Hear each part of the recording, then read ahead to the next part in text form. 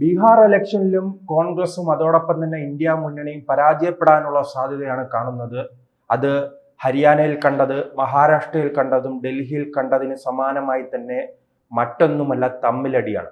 കോൺഗ്രസിന്റെ ശാപം, ഇന്ത്യ മുന്നണിയുടെ ശാപം, അത് ഈ തമ്മിലടിയാണ്. അത് ബീഹാറിലും തുടരുകയാണ്. അതിൻ്റെ വിവരങ്ങളാണ് പുറത്തു വരുന്നത്. മറിച്ച് BJP-യുടെ സഖ്യത്തിലേക്ക് നോക്കൂ.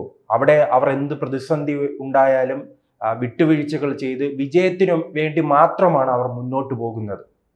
എന്ത് വിട്ടുവീഴ്ചയ്ക്കും BJP തയ്യാറാണ്. അവരുടെ ലക്ഷ്യം ഒന്ന് മാത്രം. അതിനുവേണ്ടി അവർ എന്തും കാണിക്കും, എന്ത് തരികിടയും കാണിക്കും, എന്ത് നല്ലതും കാണിക്കും.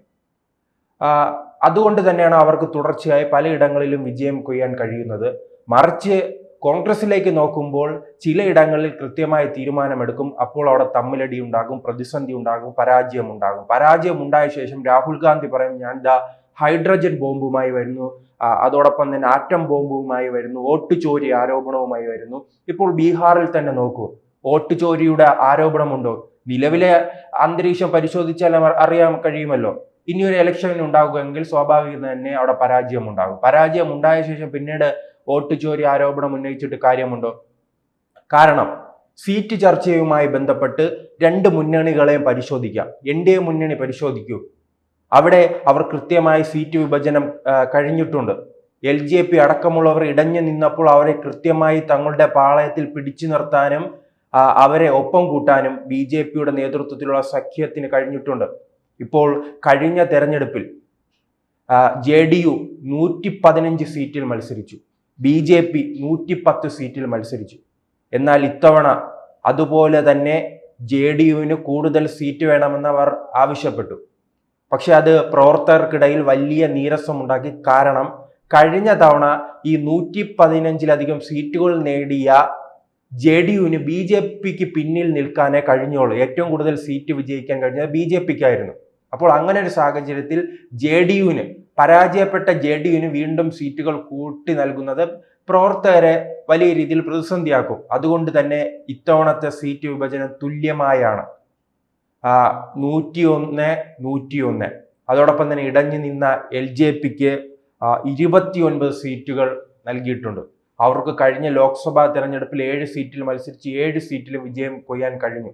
അതുകൊണ്ട് തന്നെയാണ് ഇത്തവണ 29 സീറ്റിലധികം നൽകിയിട്ടുണ്ട്. അതോടൊപ്പം തന്നെ ഇടഞ്ഞു നിന്നൊരു മറ്റൊരു പാർട്ടിയാണ് മാഞ്ചിയുടെ പാർട്ടി HAM, അവർക്ക് 6 സീറ്റും അതോടൊപ്പം തന്നെ RLM ആ പാർട്ടിക്ക് 6 സീറ്റും നൽകി. ചില സർവേകൾ സൂചിപ്പിക്കുന്നുണ്ടല്ലോ BJP സഖ്യത്തിന് 150-ലധികം സീറ്റുകൾ ജയിക്കാൻ കഴിയുമെന്നാണ് പറയുന്നത്. നമുക്ക് ഇന്ത്യ മുന്നണിയിലേക്ക് വന്നാലോ? ഇന്ത്യ മുന്നണിയിലേക്ക് വരികയാണെങ്കിൽ തല്ലോട് തല്ലാണ്. കഴിഞ്ഞ നിയമസഭാ തെരഞ്ഞെടുപ്പ് കാലത്തും ഈ തല്ല് കണ്ടു. RJD-യും കോൺഗ്രസുമായുള്ള തല്ലിൽ കോൺഗ്രസ് വിജയിക്കുകയും അവർ 70 സീറ്റ് ചോദിച്ചു വാങ്ങി തെരഞ്ഞെടുപ്പ് നടന്നു. ദയനീയമായി പരാജയപ്പെട്ടു കോൺഗ്രസ്. RJD-ക്ക് മുന്നേറ്റം ഉണ്ടാക്കാൻ കഴിഞ്ഞു. പക്ഷെ ഘടകകക്ഷിയായ കോൺഗ്രസിന് സീറ്റുകൾ പരാജയപ്പെട്ടതിന് കാരണം അവർക്ക് RJD-ക്ക് മുഖ്യമന്ത്രി കസേര നഷ്ടമായി. 70 സീറ്റുകൾ ചോദിച്ചു വാങ്ങിയ കോൺഗ്രസിനാകെ വിജയിക്കാൻ കഴിഞ്ഞത് വെറും 19 സീറ്റാണ്. ഇത്തവണ എന്തായാലും അതുകൊണ്ട് തന്നെ പരാജയപ്പെട്ടവന് ഇനി സീറ്റില്ല എന്ന് ഉറച്ചു നിൽക്കുന്നത് കൊണ്ട് RJD ഈ തെരഞ്ഞെടുപ്പിൽ 60-ൽ താഴെ സീറ്റുകളാണ് നൽകുന്നത്. ഇത് പോരാ എന്നാണ് കോൺഗ്രസിന്റെ വാദം. ഈ 60 സീറ്റ് നൽകേണ്ട കാര്യം എന്താണ്? 19 സീറ്റിൽ ജയിച്ച പാർട്ടിക്ക് ആകെ നൽകാൻ കഴിയുന്നത് ഒരു 25-ഓ അതോടൊപ്പം തന്നെ 30 സീറ്റോ നൽകി ഒതുക്കണമായിരുന്നു. പക്ഷെ RJD-ക്ക് കഴിയുന്നില്ല. അതിനുള്ള കാരണം നമുക്കറിയാമല്ലോ. വോട്ട് ചോരി യാത്ര രാഹുൽ ഗാന്ധിയാണല്ലോ.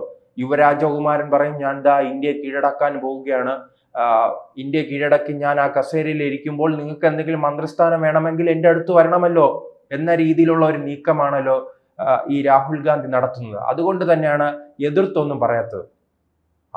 ഇത് അവസാന തെരഞ്ഞെടുപ്പായിരിക്കും രാഹുൽ ഗാന്ധിയെ സംബന്ധിച്ചിടത്തോളം. ഇനി അടുത്ത തെരഞ്ഞെടുപ്പിൽ പരാജയപ്പെട്ട ശേഷം 60 എന്ന് പറഞ്ഞു പോയാൽ ഇറങ്ങി പോടേ എന്ന് പറയും.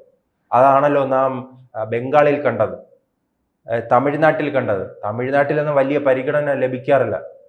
കാരണം ഇതാണ്, സീറ്റുകൾ അടിപിടി കൂടി വാങ്ങുകയും അതിൽ വിജയിക്കാനുള്ള പ്രവർത്തനങ്ങൾ നടത്താൻ കഴിവില്ലാത്തൊരു പാർട്ടിയായി കോൺഗ്രസ് മാറിയിട്ടുണ്ട്. എന്തായാലും 60-ൽ താഴെ സീറ്റുകളായിരിക്കും ഈ തെരഞ്ഞെടുപ്പിൽ നൽകുക. അതോടൊപ്പം തന്നെ മറ്റൊരു പ്രതിസന്ധിയിലേക്ക്, കാരണം ഈ ഇന്ത്യ മുന്നണിയിലേക്ക്, മഹാഗഠബന്ധനിലേക്ക് പുതിയ 2 പാർട്ടികൾ കൂടി വന്നിട്ടുണ്ട്. അത് JMM ആണ്. അത് ജാർഖണ്ഡിൽ ഇപ്പോൾ ഭരണം നടത്തുന്ന ഷിബു സോറന്റെ പാർട്ടിയാണ്. ആ പാർട്ടി നിലവിൽ കൂടുതൽ സീറ്റുകൾ ആവശ്യപ്പെടുന്നുണ്ട്. ആ സീറ്റുകൾ നൽകാൻ എന്തായാലും ഇന്ത്യ മുന്നണിക്ക് കഴിയില്ല. അതോടൊപ്പം തന്നെ VIP പുതിയൊരു പാർട്ടിയാണ്. ഈ 2 പുതിയ പാർട്ടികളുമാണ് ഇപ്പോൾ സീറ്റുകൾ ആവശ്യപ്പെടുന്നത്. അവർക്ക് കുറച്ച് 10ൽ താഴെ സീറ്റുകൾ മാത്രമേ നൽകാൻ കഴിയുകയുള്ളൂ. കാരണം അല്ലാതെ തന്നെ ഇടതുപക്ഷത്തിന്റെ പാർട്ടികൾക്കെല്ലാം അവിടെ വലിയ രീതിയിൽ സ്വാധീനമുണ്ട്. അവർക്ക് കൃത്യമായ സീറ്റുകൾ നൽകിയാൽ അവർക്ക് വിജയിക്കാൻ കഴിയും. പക്ഷേ വിജയിക്കാൻ കഴിയാത്ത കോൺഗ്രസിന് ഉൾപ്പെടെയുള്ളവർക്ക് കൂടുതൽ സീറ്റ് നൽകുന്നതാണ് ആ പാർട്ടിയെ പ്രതിസന്ധിയിലാക്കുന്നത്, ആ മുന്നണിയെ പ്രതിസന്ധിയിലാക്കുന്നത്. അത് കൃത്യമായി തന്നെ തേജസ്വി യാദവ് തിരിച്ചറിഞ്ഞ് പ്രവർത്തിച്ചാൽ വരുന്ന തെരഞ്ഞെടുപ്പിൽ അല്പമെങ്കിലും മുന്നേറ്റം ഉണ്ടാക്കാൻ, നിലവിലെ സാഹചര്യത്തിൽ ബീഹാറുമായി ബന്ധപ്പെട്ട് വരുന്ന വിവരമനുസരിച്ച് ഏകപക്ഷീയമായ ഒരു വിജയമായിരിക്കും. അത് പല കാരണങ്ങളുണ്ട്. ഓപ്പറേഷൻ സിന്ദൂറിന് ശേഷം ആദ്യമായി നടക്കുന്ന ഒരു തെരഞ്ഞെടുപ്പാണ് ബീഹാറിലെ തെരഞ്ഞെടുപ്പ്. അതോടൊപ്പം തന്നെ അവിടെ കഴിഞ്ഞ ആഴ്ചകളിൽ ഇന്ത്യൻ പ്രധാനമന്ത്രി നരേന്ദ്രമോദി നേരിട്ടെത്തി 6,000 കോടിയിലധികം രൂപയുടെ വികസന പദ്ധതികൾ പ്രഖ്യാപിക്കുകയും സ്ത്രീകൾക്കും യുവാക്കൾക്കും ഉൾപ്പെടെയുള്ളവർക്ക് ഇനി നേരിട്ട് പെൻഷൻ പോലെ തങ്ങളുടെ അക്കൗണ്ടിലേക്ക് പണം വരുന്ന രീതിയുണ്ട്. ഇത്തരം തന്ത്രങ്ങൾ പ്രയോഗിച്ചാണ് മഹാരാഷ്ട്രയിൽ ചരിത്ര വിജയം ഉണ്ടാക്കിയത്. 200-ലധികം സീറ്റുകൾ നേടാൻ, പ്രതിപക്ഷത്തെ പൂർണ്ണമായി ഇല്ലാതാക്കാൻ അവിടെ കഴിഞ്ഞത് ഇത്തരം പദ്ധതികളിലൂടെയാണ്. ആ പദ്ധതികൾ തന്നെയാണ് നിലവിൽ ബീഹാറിൽ നടപ്പിലാക്കുന്നത്. അങ്ങനെ ബീഹാറിൽ നടപ്പിലാക്കുകയാണെങ്കിൽ ഭരിക്കുന്ന പാർട്ടിയുടെ ഒരു ഗുണമുണ്ട്, ഈ പദ്ധതികളുടെ ഗുണമുണ്ട്. ഓപ്പറേഷൻ സിന്ദൂർ, അതോടൊപ്പം തന്നെ BJP JDU എന്നൊരു സഖ്യമുണ്ടല്ലോ, ജനകീയ മുഖമായ നിതീഷ് കുമാറും അതോടൊപ്പം തന്നെ RSSന്റെ പിന്തുണയോടുകൂടി കേഡർ സ്വഭാവമുള്ള BJPയും ഒരുമിച്ച് മത്സരിക്കുകയാണെങ്കിൽ വലിയ വിജയം കൊയ്യാൻ അവർക്ക് കഴിയും. അത് തന്നെയാണ് സർവേകളിലൂടെ മനസ്സിലാകുന്നത്. പക്ഷെ ഇന്ത്യ മുന്നണിയെ സംബന്ധിച്ചെടുത്ത് കെട്ടുറപ്പില്ലാത്തതിന് കാരണം ഈ കോൺഗ്രസ് ആണ്. കോൺഗ്രസുമായി കൂട്ടുകൂടുന്നത് ആരാണോ അവർക്കിപ്പോൾ തലവേദനയായി മാറുകയാണ്. അതായിരുന്നു നാം മഹാരാഷ്ട്രയിൽ കണ്ടത്. മഹാരാഷ്ട്രയിൽ NCP ശിവസേന വലിയ മുന്നേറ്റം ഉണ്ടാകുമ്പോൾ അവിടെ മുഖ്യമന്ത്രി സ്ഥാനവുമായി ബന്ധപ്പെട്ട് കടുപിടി കൂടുകയും അവർ ചൂണ്ടിക്കാട്ടിയ ലോക്സഭാ തെരഞ്ഞെടുപ്പിൽ ഞങ്ങളാണ് വലിയ ഒറ്റകക്ഷി, അതുകൊണ്ട് വിജയിച്ചാൽ ഞങ്ങൾക്ക് മുഖ്യമന്ത്രി സ്ഥാനം വേണം, കൂടുതൽ സീറ്റുകൾ വേണമെന്ന് കോൺഗ്രസ് പറഞ്ഞു. പക്ഷെ അവർ പ്രവർത്തിക്കില്ല. ഈ ആവശ്യങ്ങൾ മാത്രമേ ഉള്ളൂ. പിന്നീട് നാം അത് ഹരിയാനയിൽ കണ്ടു. ഹരിയാനയിലും ലോക്സഭാ തെരഞ്ഞെടുപ്പിൽ വലിയ മുന്നേറ്റം ഞങ്ങൾ ഉണ്ടാക്കി, അതുകൊണ്ട് ഈ പാർട്ടിക്കുള്ളിലെ നേതാക്കൾ തമ്മിലടി, അത് കൃത്യമായി മുതലാക്കാൻ BJP കഴിഞ്ഞു. ഹരിയാനയിൽ AAPയും അതോടൊപ്പം തന്നെ കോൺഗ്രസും അവിടെ സഖ്യമായി മത്സരിച്ചിരുന്നെങ്കിൽ ഒരു പരിധിവരെ BJPയെ പിടിച്ചു നിർത്താൻ കഴിയുമായിരുന്നു. അതിനും ഇവർ തയ്യാറല്ല. പഴയ അപ്പൂപ്പന്റെ നെഹ്റുവിന്റെ ചരിത്രവും പറഞ്ഞാണ് ഇപ്പോൾ പാർട്ടി മുന്നോട്ട് പോകുന്നത്. നെഹ്റുവിന്റെ ചരിത്രം പറഞ്ഞ് ഇനി എത്ര നാൾ മുന്നോട്ട് പോകാമെന്ന് പാർട്ടിക്കുള്ളിലെ പ്രമുഖ നേതാക്കൾക്ക് തന്നെ ബോധ്യമുണ്ട്. പക്ഷെ ഈ രാഹുൽ ഗാന്ധിക്ക് മാത്രം ബോധ്യമാകുന്നില്ല, നെഹ്റു കുടുംബത്തിന് മാത്രം ബോധ്യമാകുന്നില്ല. പക്ഷെ ഇനി തുടർ പരാജയങ്ങളിലൂടെ ആ പാർട്ടി ഇല്ലാതായി ചരിത്രത്തിന്റെ ഭാഗമാകുമ്പോൾ എങ്കിലും ഇവർക്ക് മനസ്സിലാകുമോ എന്ന് നാം സംശയിക്കേണ്ടിയിരിക്കുന്നു. കാരണം ഗുജറാത്ത് അടക്കമുള്ള കോൺഗ്രസിന്റെ ശക്തി കേന്ദ്രങ്ങളിലേക്ക് AAP വലിയ രീതിയിൽ വളർച്ച കാണിക്കുന്നുണ്ട്.